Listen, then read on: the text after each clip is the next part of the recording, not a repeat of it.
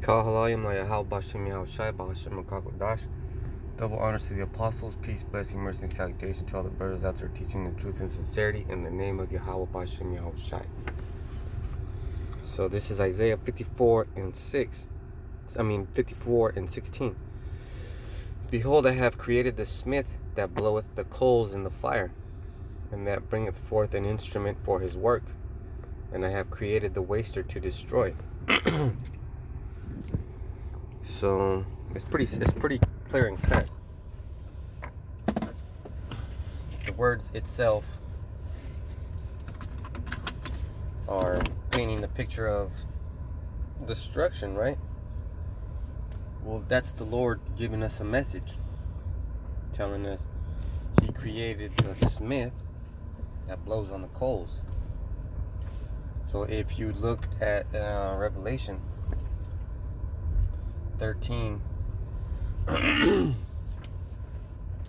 and it tells you about the image of the beast and what was allotted to that beast and how it works out.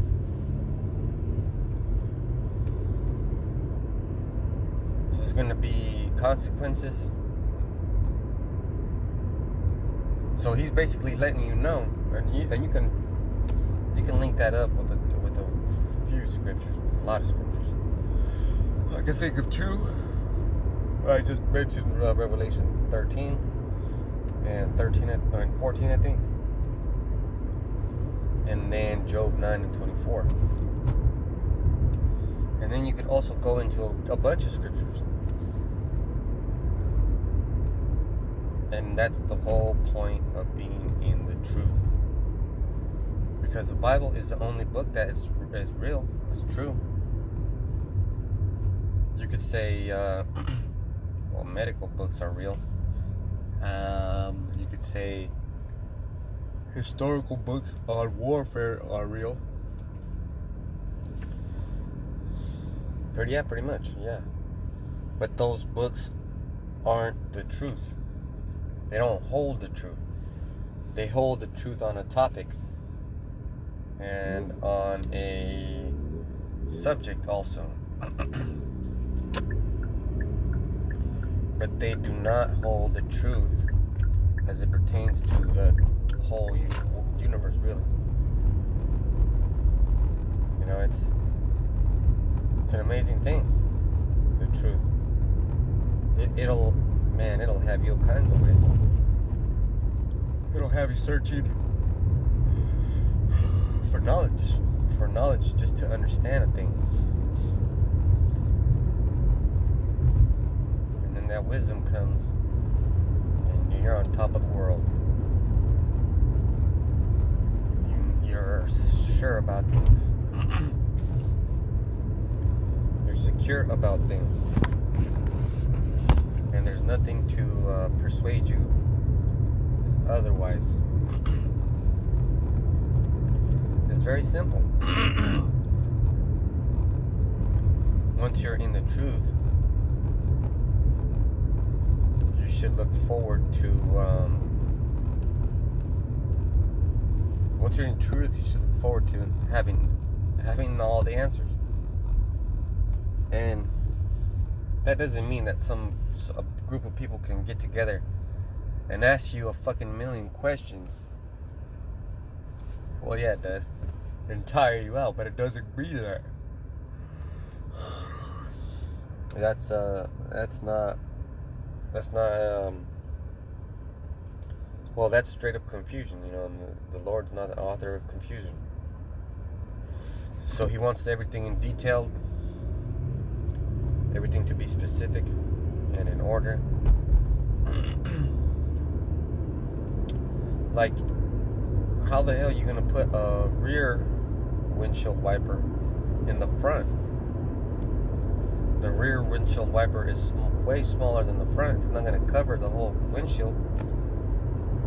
It has to be a certain length so that it can clear and remove the water from your area of visibility. Otherwise, it's useless.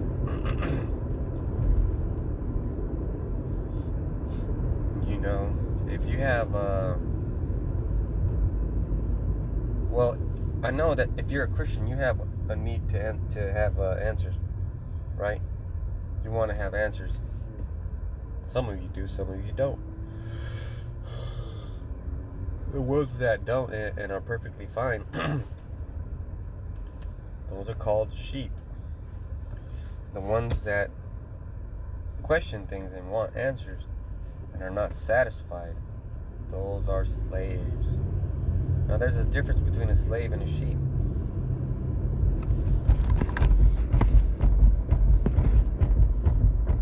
A slave won't have it. A slave won't have it. A slave will be like, that's not right. That's just not right. Doesn't necessarily mean that they're argumentative, but it does mean that a simple yes or no answer won't do. Sometimes a simple yes or no answer will do.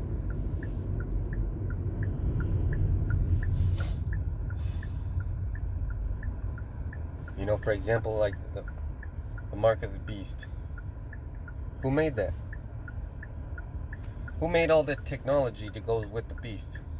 I mean, he's right there. The scripture's right there. You could read it. You should have been reading it. He says he created the smith that blows on the coals. And when the smith blows on the coals, he's trying to get that fire nice and hot. He's trying to get it to perfect. And then all the weapons that they have, that Esau has, the missiles, the ICBMs, the submarines, the battleships, drones. He's a busy guy. You know, a smith is always busy. Seems like they're damn near working 24 hours a day. Right? Always doing something.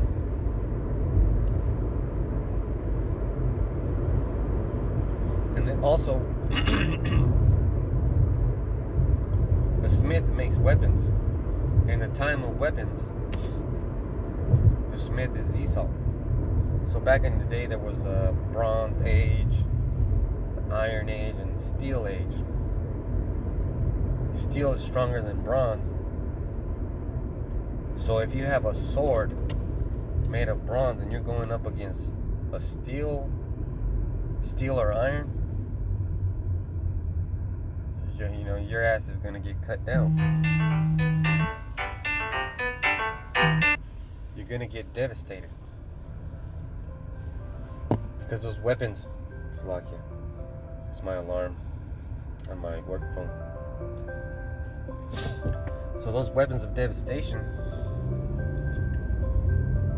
are being made, and I made you think about there's different types of smiths.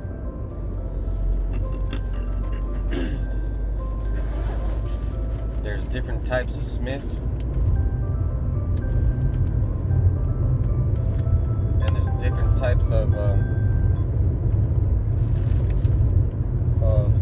metal to work with. Like I said, if you were in the era of Sennacherib and what's it called, the Assyrian era, you know, the Bronze era, your weapons were fierce if people were using just sticks or stones. Because if you had a spear, and that's how the order of weapons usually goes, because they have this thing called a atl. It's a wood sword, basically. If a wood sword goes up against a metal sword, eventually the metal sword's going to win. They'll both take wear and tear, but the metal will outlast the wood. And there's skill to do with it. Skill's a part of it. That skill is where the blacksmith comes in, because he's blowing on the coals. He's using his skill.